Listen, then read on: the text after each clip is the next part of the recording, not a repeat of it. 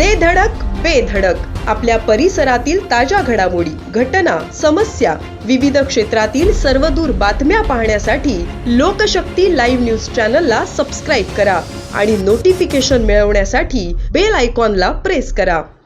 रायगड जिल्ह्यातील रोहा तालुक्यातील कोलाड रोहा रोडवर मौजे संभे गावाजवळ शुक्रवारी रात्री 9:30 वाजण्याच्या सुमारास 2 दुचाकींचा अपघात झाला. कोलाडकडे जाणाऱ्या होंडा शाईन मोटारसायकलचा चालक दिनेश भिकू पवार वय 34 राहणार विठ्ठलनगर रातवड तालुका माणगाव आणि समोरून येणाऱ्या ॲक्टिवा स्कूटरचा चालक जावीर इब्राहिम शहा वय 28 राहणार कुशीनगर उत्तर प्रदेश सध्या राहणार रोहा धाटाव यांच्या दुचाकींची समोरासमोर धडक झाली.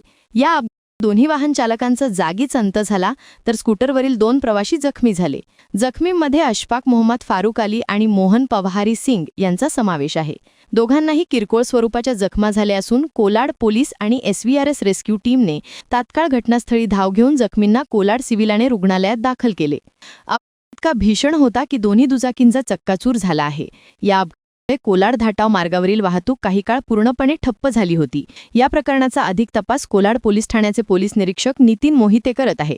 पोलिसांनी नागरिकांना रात्रीच्या वेळी वाहन चालवताना अतिवेग टाळावा आणि सुरक्षिततेच्या नियमांचे काटेकोरपणे पालन करावे असे आवाहन केले आहे. रोहा कोलाड परिसरात गेल्या काही महिन्यांपासून अपघाताचे प्रमाण झपाट्याने वाढले आहे. रस्त्यांची दुरवस्था, वाहनांचा बेदरकार वेग आणि रात्रीच्या वेळी होणारा प्रवास ही प्रमुख कारणे मानली जात आहेत.